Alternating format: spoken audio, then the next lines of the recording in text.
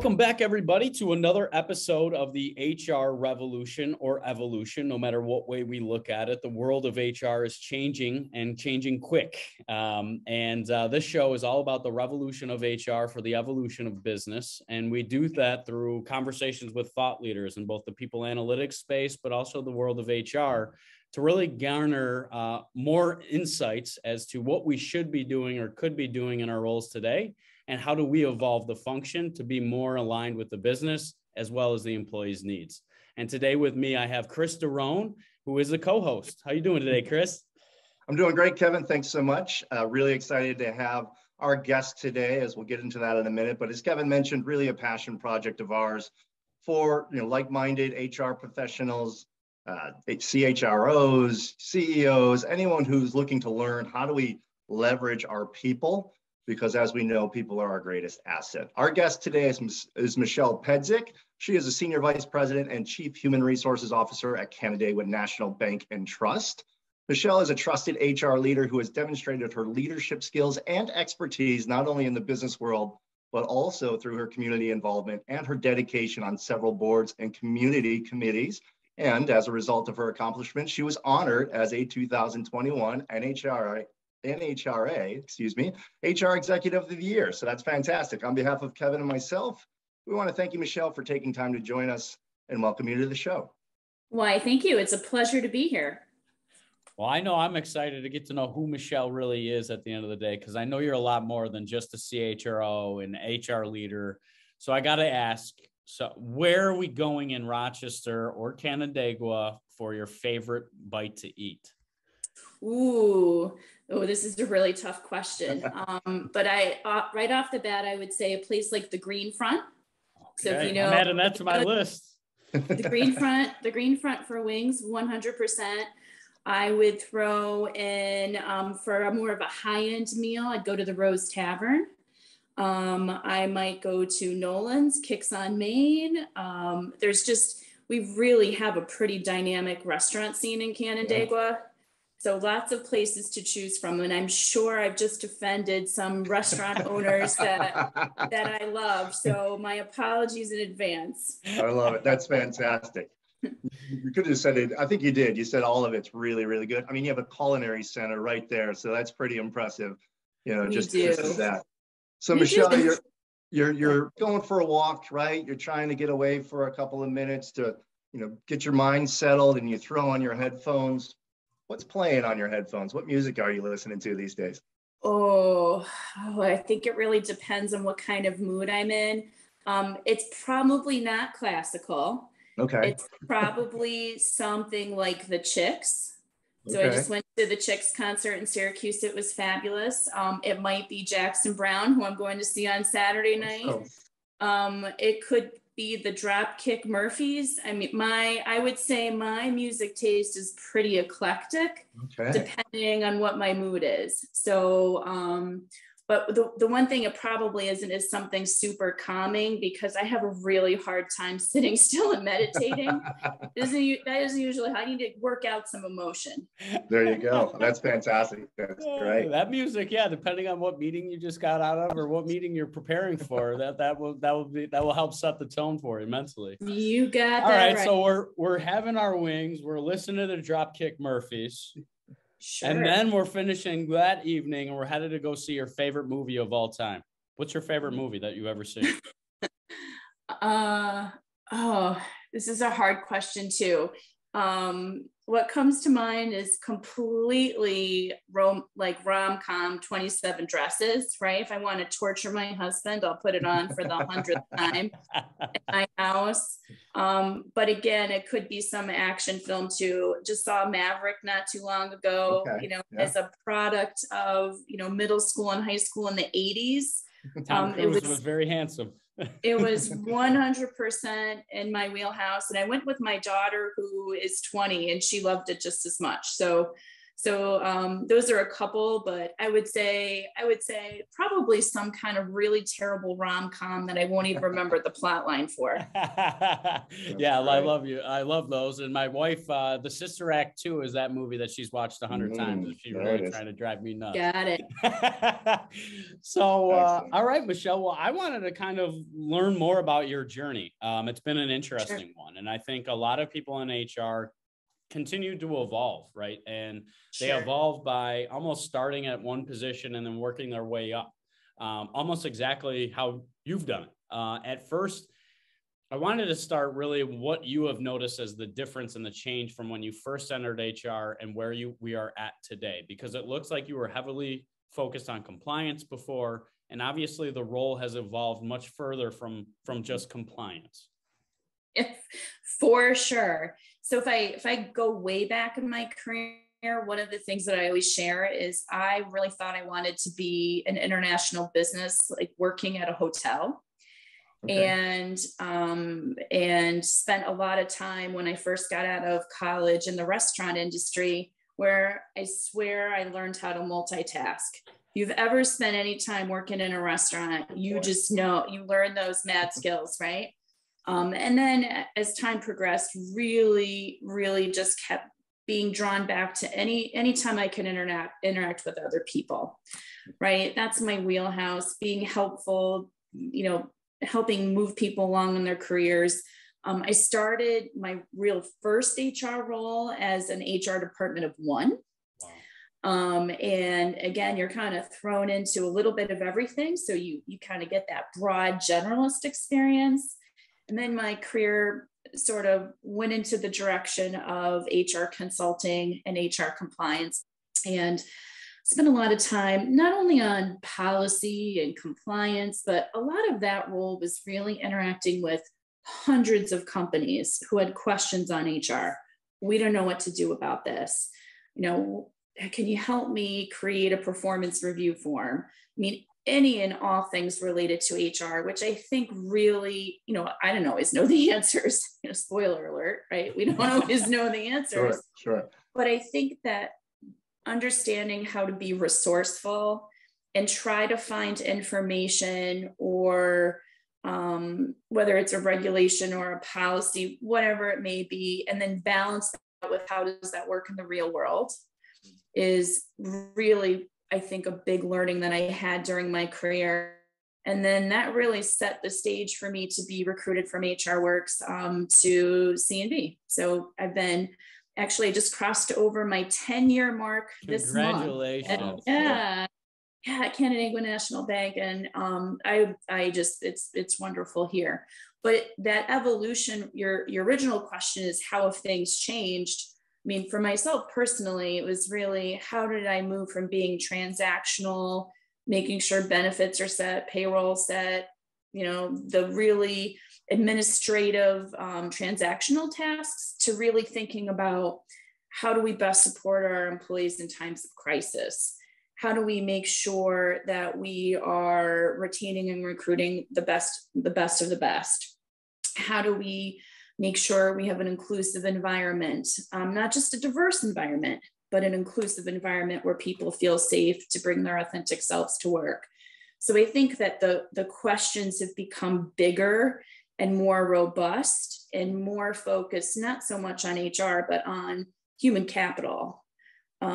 So that, I think, has been a really big shift for not only me, but many HR professionals in the community.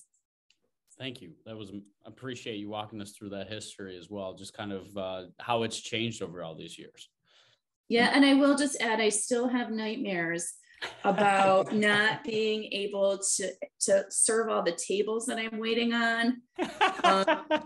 So it really, when I'm stressed out, I still go back to those moments in that part of my career that really make me say, okay, I'm not, that's too fun. I have those same sweats. I was a waiter and then I was a bartender, but I wanted to ask, I guess, since you brought it up, and Chris, I know I'm asking two questions back to back, but I wanted to ask, like, the hospitality, right? Hospitality is very customer focused, right? And understanding the ins and outs of the customer experience. How has that helped you to evolve the employee experience at Canandaigua National Bank? Because I think your understanding and awareness, and obviously just lived experiences, have probably helped dramatically with some of those initiatives that you just mentioned that you're working on there at CNB.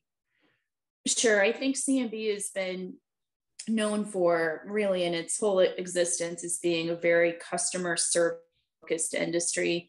You know, it's been amazing for me to see. I mean, if I wear anything that has a CNB logo on it, how many people stop me and say, I'm a customer, right?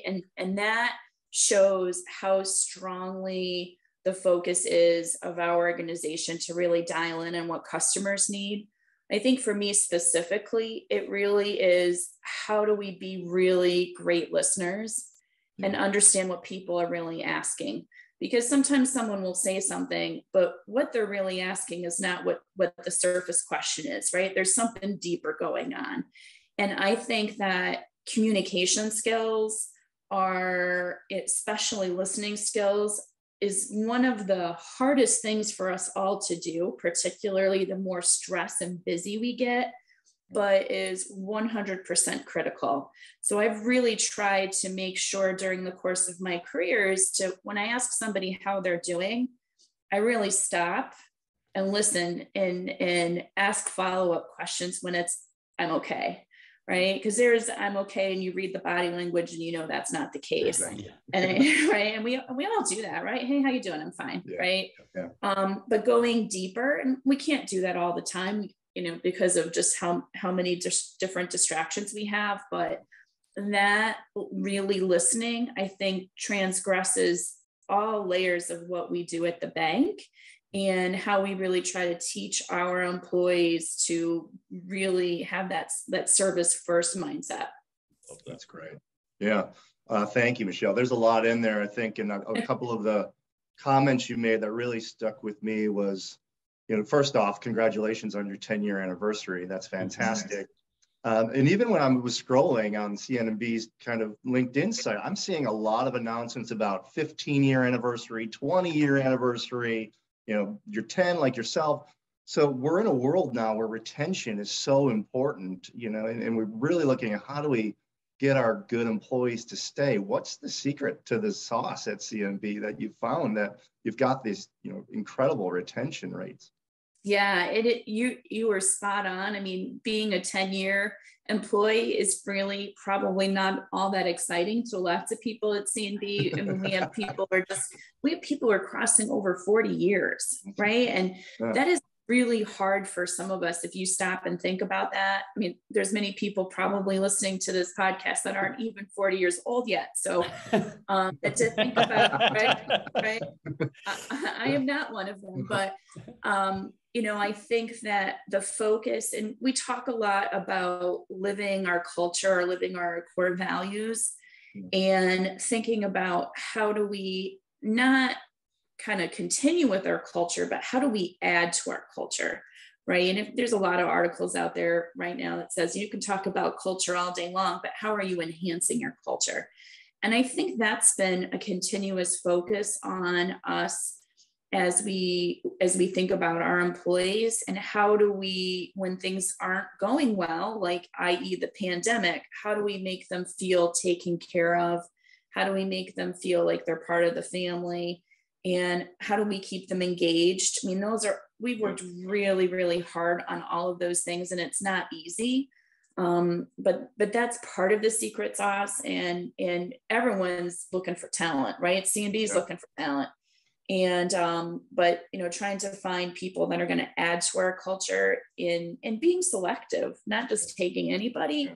But, you know, that's part of the secret sauce. Yeah, I love your intentionality there, right? Intention drives attention. And just because we have openings doesn't mean we're desperate and need to hire anybody. We want to make sure they're adding to our culture to progress us forward. I love that point, Michelle. And also your point about listening. I think listening, I commonly say that it's a dying art, but there is a difference between listening and hearing, I think, and taking that information from your employees, from your managers, from your senior leadership team, and articulating in a way that everybody can understand. And then any precise action that was taken by you, by your team, by the managers, that it's relayed back to those individuals that felt comfortable, open, and honest with you as to how they're feeling, what they're looking for, what's not working, what is working, so on and so forth. And I think you touched on where a lot of organizations are starting to head is that holistic well-being.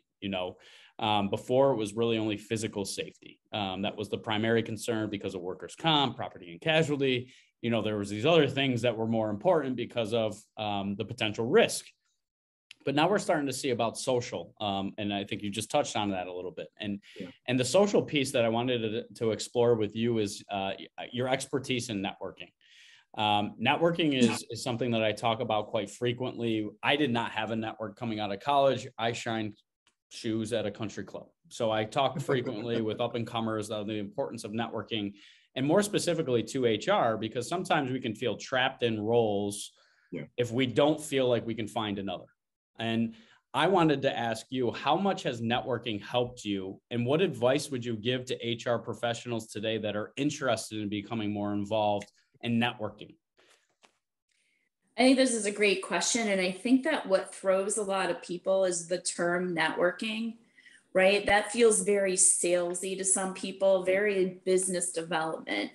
And what I've really tried to do my whole career is just build connections and relationships, right?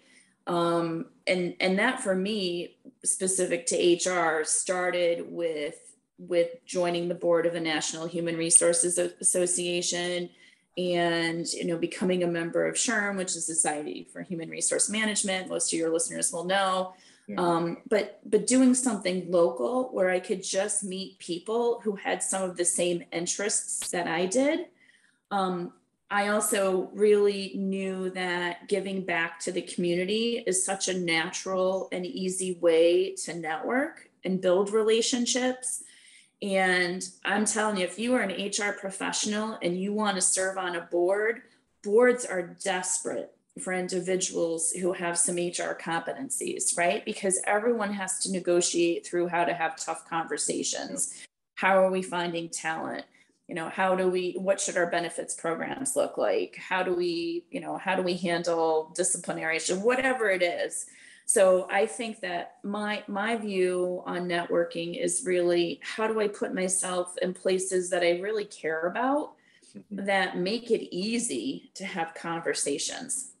And, for many of us, work in a room it can be scary, right? Yeah. But it's so much easier if you're sitting at a table with peers in some way, and just to have a conversation about what's going on. So that volunteerism piece, and that intentionally, I love that you used the word earlier, Kevin, of intentionality, but just being intentional about being in certain spaces will open so many doors that it will be hard to say no. You'll be in a situation where you have to be more selective, which for someone like me is really hard. Yes, I want to help everybody, but no, I can't. I don't have that bandwidth. Is really, I think, key. Yeah, I struggle with that too. And I guess there's a secondary question off of that is, how do you view your role as a CHRO? Do you see how working to improve the lives of your employees actually has a greater impact on the community at large? Of course. I mean, I think anybody that's leading HR has to have that mindset, but, has to have that mindset of, if we take care of our community, the community will take care of us. And that 100% is why C&B is so successful. We don't always make decisions because we might get an account. We make decisions because we are a community bank. And we have the ability as a community bank to be nimble and to, what I call color outside the lines, which my staff sometimes hates that I continue to say, we're going to color outside the lines on this one. But we have that agility where we don't have to do everything so cookie cutter, and we can make faster decisions. So I think those things are all really important. It's one of the reasons why I came to C&B, is because of the community focus. That's great. Thanks, Michelle. So you mentioned a couple of things, specifically around the HR side and professionals building their competencies, which is near and dear to my heart from an L&D standpoint.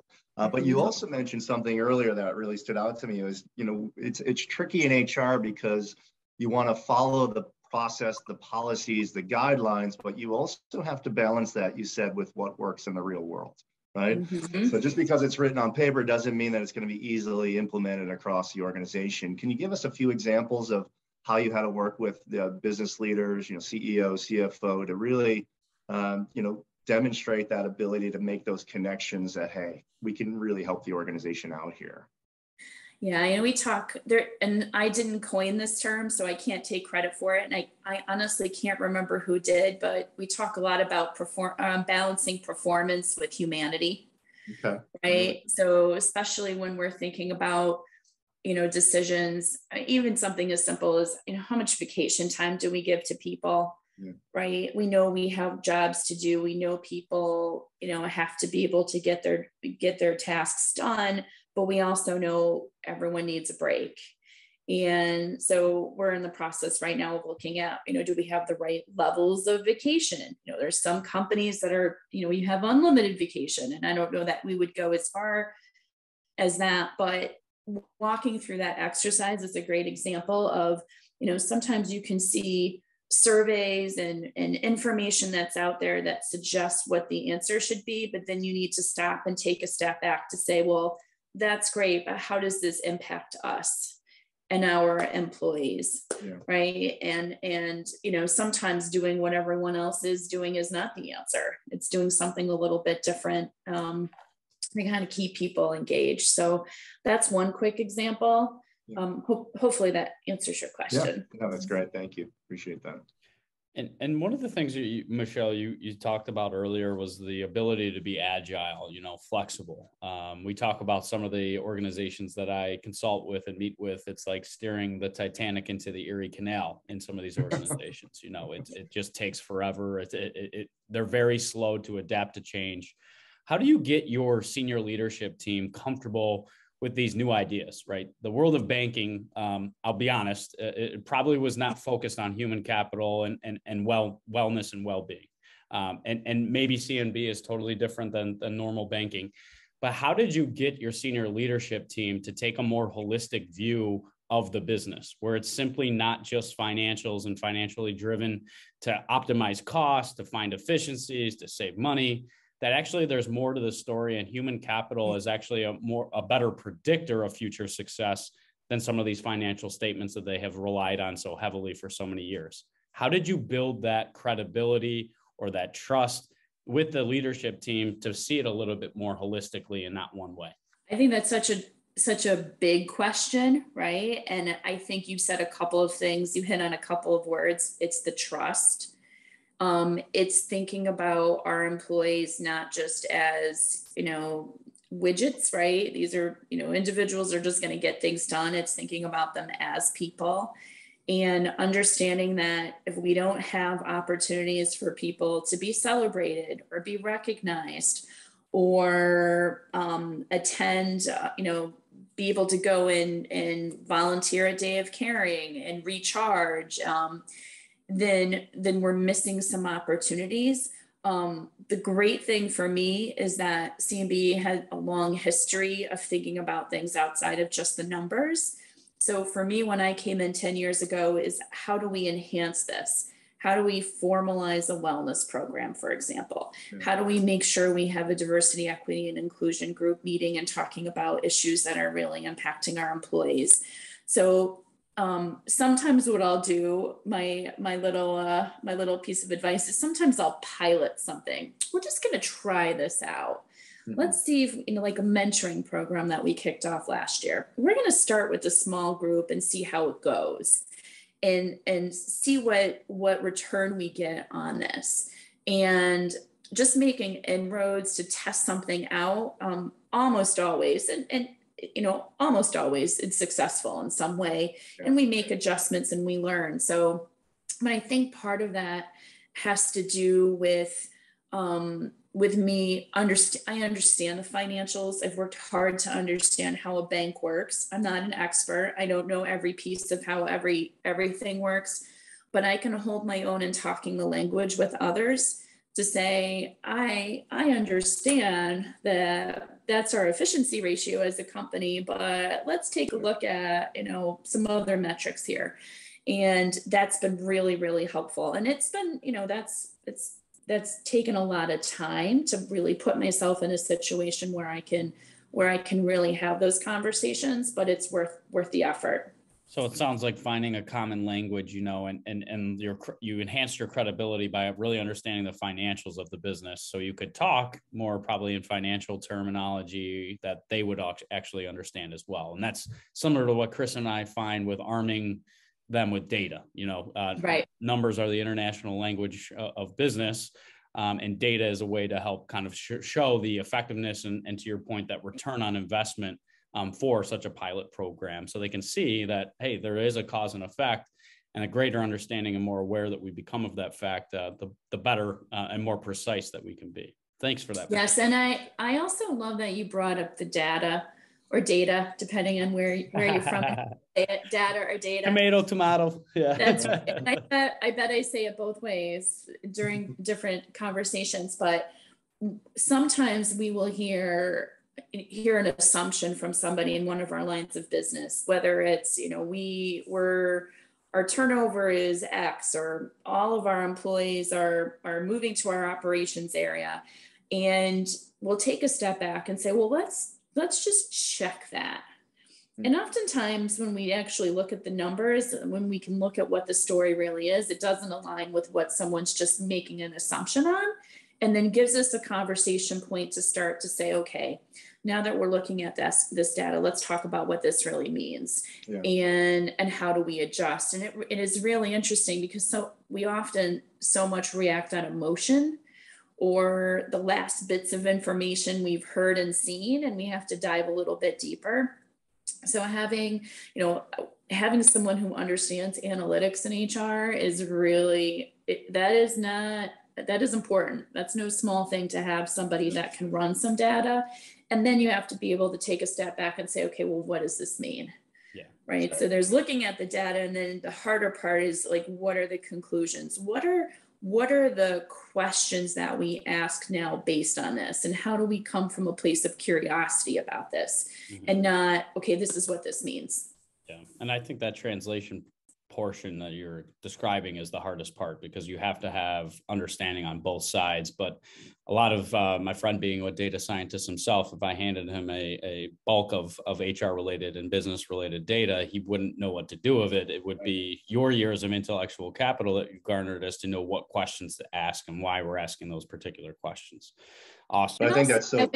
I would add one more thing, and it's also getting away from our own internal biases about things, right? Because we all, even experienced professionals, make assumptions about things that we have to just do a little stop and a check-in, and have others around us that will help us do that check-in on occasion. Yeah, that's why I like the scientific method, because you work backwards and then figure out who needs to be involved, how you're going to answer that question, what data you need. All of that. That's great. Great to hear. Spoken like a scientist. Exactly. That's probably my biology degree.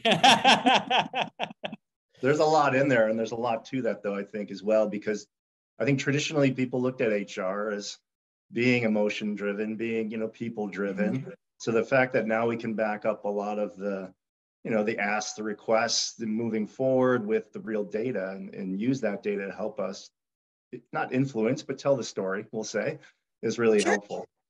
Michelle, I think the data would tell us that over the past 2 or 3 years, a lot has changed due to the pandemic. Specifically, one of the areas that I love talking about is leadership, and how just the leadership traits and characteristics and behaviors have changed as we've kind of morphed into this new normal. Can you give us an idea? I think you had a post on LinkedIn maybe a while ago where you described leadership, and you said it's really about authenticity. Can you tell us a little bit more about leadership and maybe how you develop your leaders at the bank? Yeah, it's so interesting because I had just wrote down a couple words a couple minutes ago: vulnerability, curiosity, and authenticity, right? I think that those 3 words really are great words to think about, particularly over the last couple of years. We were and still are in so many ways working in an environment where we have no freaking idea what's going to happen next. I mean, there's just no other way to say it, right? There's talk of another new variant coming through. If you're watching the news today, and that ability for leaders to have to make decisions and adjust quickly without having all of the information is really hard. It's really hard. So one of the things that I think that we've really focused on, at least at CMB, is trying to just, share the straight story. This is what we know now. We don't have the perfect answers. This is how we're going to operate. This is what happens, for example, if you test positive. This is what we're going to want you to do. And doing this all while the rules keep changing, almost daily, with really just a fascinating time to be in a leadership position, whether it's in HR or not in HR. And I think one of the most critical things that leaders can do is say, I'm not going to get this right. This is what I know now. And we may have to change course here, but we're going to rely on what we know, what we think is the right thing to do. And, think about how different people are wired. For some people, it's like, yeah, okay, I can go with the flow. Others are like, wait, what? So I think that being authentic and just trying to tell it to people real and communicating. I was amazed talking to others at other organizations and listening to how often they communicated with their employees, or how they failed to communicate with their employees and left them guessing. And when you leave people guessing in a crisis, it's so unsettling, right? It really adds to stress, particularly mental health issues. So the more you can communicate, even if you don't have the whole story, and the more you can show your vulnerability, the better.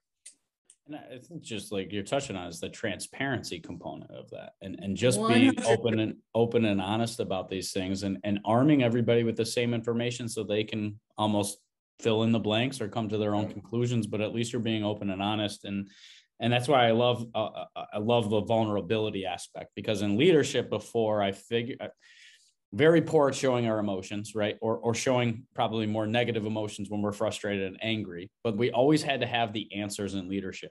It was uncommon to ask for help when you're in that leadership role, because if people are looking up to you, you're the one that's supposed to have all the answers. How have you created, I guess, that environment, that safe space where people can feel comfortable, saying, I don't know and I need help, to really probably progress to where you guys and how you evolved through the pandemic to where you are today? How did you create that environment to talk about mental health, to talk about some of these things that have been taboo for so long? Yeah, I think it's been just intentional, regular communications. I mean, if I look back to, when was it? March of, 2020, right? So, right, it was right around St. Patrick's Day. So let's remember. And March Madness, yes. The March Madness, right? March Madness, literally. The number of communications I sent out, sometimes more than once a day, just giving information. This is what the Department of Health is saying. This is what the CDC is saying. This is what our plans are right now. We had all company virtual meetings, at least weekly, for months and months and months. Here's what we know. What questions do you have? Completely open forum questions. Employees could submit questions in advance and want to ask a question publicly on an all company call.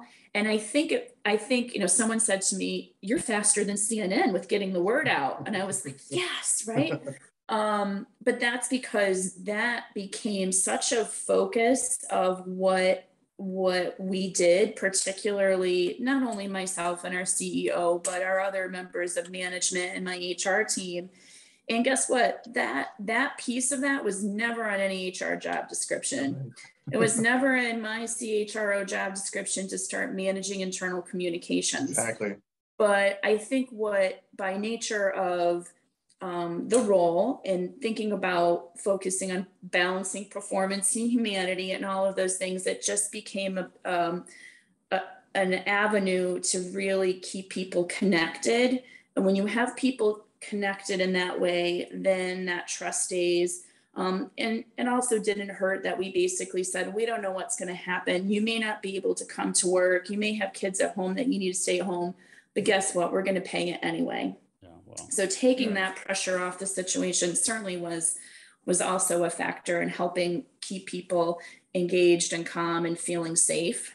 So I love how you focus both on the personal and professional well-being, right? Because usually it's only one way. It's typically just the professional side, and here you are taking into account into what they're going on in their personal lives, and just you being more aware of that, CNB being more aware of that, managers, leaders being more aware of it, really helps to set the tone of being connected to your mission, vision, and values of an organization, but building that credibility and that trust.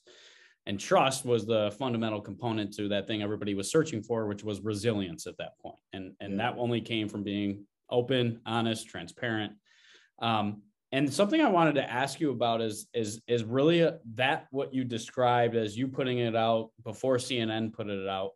It started to probably shift the old way of viewing HR as the enemy, right? From an employee perspective. And here HR now is providing value. They're protecting me. They're keeping me informed. How do we not lose that at this stage and within HR? How do we keep that moving forward now that we've kind of turned back the page a little bit? They start to see us more as an ally. How do we not lose that type of relationship that we know is critical and crucial based off an ADP research study that they needed 7 touch points within a year with HR to have a more favorable view? Yeah. Oh, what a great question, because it's something that we've talked about a lot, particularly amongst my HR team. You know, if I show up at one of our branch locations, you know, and people realize, you know, I can see that moment in their eyes when they realize I'm there. And then it's like, oh, why is she here? Yeah, right. Exactly. And I try to kid around and say, I'm not the one that goes on site anymore to like fire people. Like, don't be worried about me showing up, right? Like kidding around. But I do think as HR professionals, we have to wear many hats. And, you know, our payroll specialist every other Friday is the best person in the bank, right? And so we have ways that we do wonderful things. And then we have times when we have to be the deliverer of bad news, or have conversations that aren't great. And so that is always going to be a struggle. I think having people know you as a person and understand who you are always is helpful. When you know someone's personal story and can relate to them in some way, and we all can relate to any person we cross paths with, there is some connection there. So building those connections, and I'll give you a real life story that happened just this past week. I had someone reach out to me asking me about some mental health time away, and did we do anything? And of course we do at the bank. If you have some mental health issues, we have ways that we can provide resources to you. And they explained that they were really struggling with anxiety. And so I'm very open about having experienced a lot of anxiety in the past, like clinical anxiety, where I've been on medication, and how I've, you know, some strategies that I've used to work through things. And I think sharing that, I think first of all, the person was shocked. Like, I can't believe you're talking about, you know, something that's medical related. Well, first of all, I'm talking about it, and it's me. And second of all, we have lots of things in common, and we've all been in tough situations. And when you just know that you have some empathy, I mean, that's really what we're talking about, is that empathy piece. It is extraordinary how much impact you can have on somebody by just sharing that little thing about yourself. And so I think that is the piece that we have to continue to focus on in HR professionals, is that we as leaders, there's things you're going to do that you're not always going to love. But sometimes I remind myself, if not me, then who? Right. And then knowing that I'll do my best to try to deliver something not great and the best way that I can help settle us down as leaders. Mm-hmm. And you talk about the administrative to transformative. It's what you just, how to get to that point where we are sharing who we are and what we're about and what we do. That really takes time, right? And time is something that's really hard for us to protect. And I love that. I love that the availability and sharing that personal story, because I think that just forms that we're human at the end of the day. It's not that I'm HR and you're finance. We're both people. So thanks for that, finance Michelle. People, we might have to have yeah, they're on a different planet. I always tell my dad that. I'm just kidding. He's a VP of finance. I'm like, you guys see the world a little differently. I'll throw in attorneys in the mix too. Yeah. Our CEO is a former defense attorney, so we have a lot of fun kidding around about that. That's us. Michelle, you mentioned earlier about diversity, and it's really, it's not just good enough to be diverse. You really have to work on the inclusion and the equity part to create that sense of belonging, right? If we go along the whole part, tell us a little bit about how you're approaching diversity at C&B and maybe some of the things you're doing to create that inclusive environment. Yeah, this is a fabulous question too.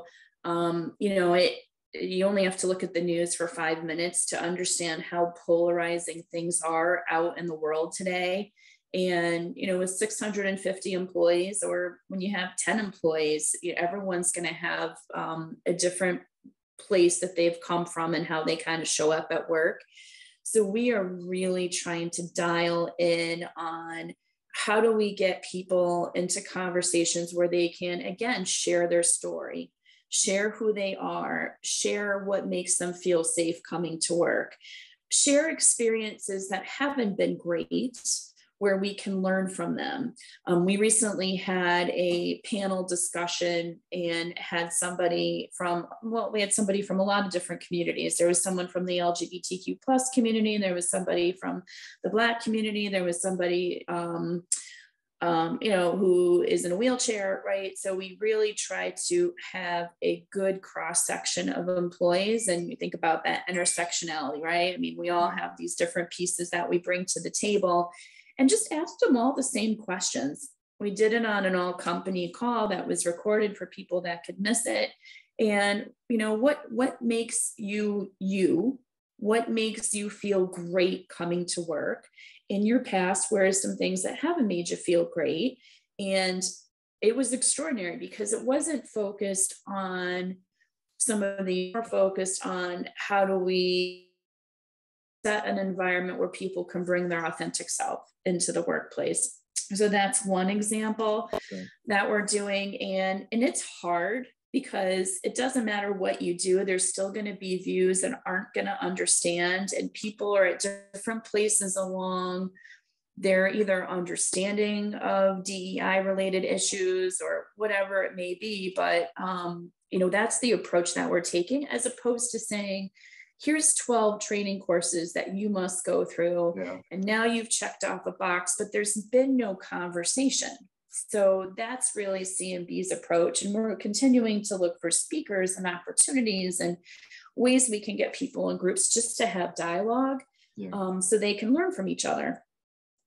That's great. Thank you for sharing that. I really appreciate that. If we could only do more of that exact thing in our community as a whole, I think just pushing that conversation, right, is just having that basic understanding and awareness. Like you're saying, storytelling is, even if you shared a story that I was rushing to get out of work today to pick up my kid off the bus, everybody has had or lived that same experience and can understand and relate at that point. When it says I need to just cut out 30 minutes early without any why, people start to fill in the blanks. And that's where your earlier point, when you're constantly stressed and low energy, that's when we start assuming more and filling in those blanks ourselves. I wanted to talk about, because a lot of organizations started to shift, and you mentioned living your values and living your culture. Did C&B reevaluate the mission, vision, and values of the organization during the pandemic? And what values did you guys solidify as to the pillars of future success for the bank? Yeah, so we have pretty traditional core values, and our mission vision has been around for a long time. We just this week had a conversation, literally 2 days ago, had a conversation about revisiting our core values and seeing if they still hold the test of time. And, our core values are things like respect, professionalism, honesty, and integrity.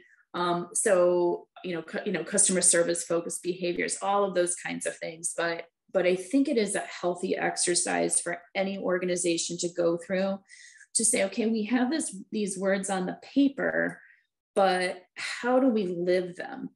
What does respect look like in the workplace? What does professionalism look like? What does integrity look like?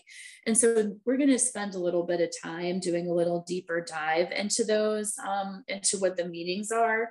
And, one of the things that came up is, should we have inclusion as one of our core values, or does respect and professionalism include inclusion? So So those are, I think, more action items than examples of things that we've done.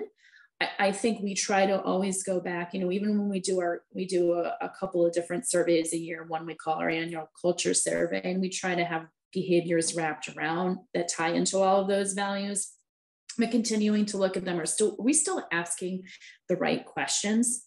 Yeah. And I think that's that's on our homework list. And I know a lot of organizations are taking a deeper dive now, particularly after these couple of crazy years that we've had with all kinds of things going on.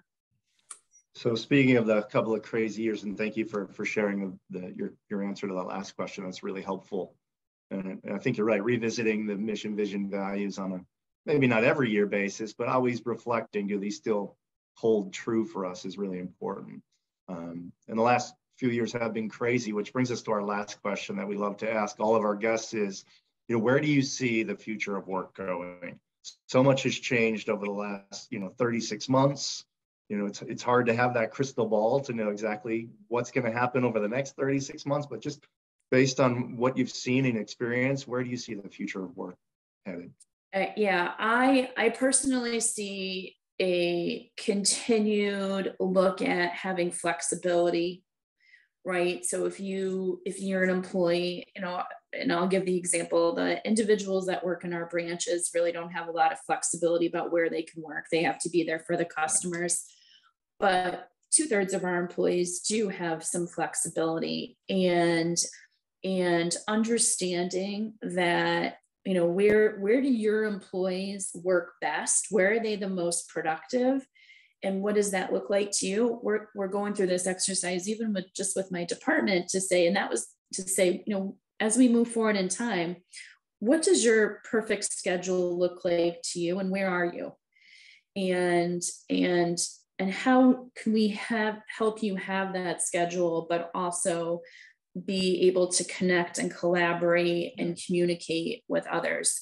And one of the things I've said to my staff is, I'm not going to make you come in if you're the only person in the office, or you're going to sit in your cubicle or office all day and not interact with anybody. Yeah. If we're going to do that, you might as well stay working at home that day. But how are we going to make sure we're creating opportunities for us to engage with each other for all of the reasons we talked about during the whole podcast, right? And to understand, network, relationship build, connect, all of those things. So I think the future of work is, I think gone are the days of the past where we have what we call butts and seats, right? Like, I think we have to challenge ourselves to say, how do we need to continue to flex and adjust? And how does that change competencies that managers need to have? Because I think that's the big piece, is that at the end of the day, no matter where your employees are, you need to be able to lead them and manage them. And that is a question that we're not always thinking about, right? Is how do we manage our workforce remotely? What does that look like? And what are the non-negotiables for you? For me, my non-negotiable is, when I want to have everybody in for a staff meeting, I want them there in person so I can read body language and look at people. And that's not an every week thing. So that flexibility and being open-minded to how we always have done work doesn't mean that we have to go back to that. What is that right mix for us? Amazing. And Michelle, in closing, I just want to say thank you so much for sharing all of this with us today, and sharing some of the things that you guys are tangibly doing there at CNB. And it's more than words, and you're actually moving it into action, which is always exciting for Chris, myself, as well as the HR community and the workers at large, right?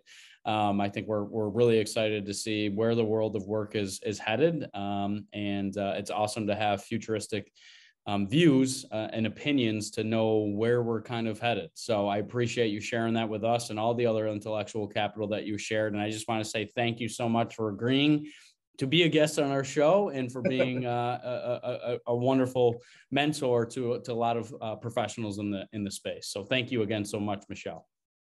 Awesome. It's been my pleasure. And I feel like I could talk for hours. So thank you for letting me at least spend some time with you for an hour.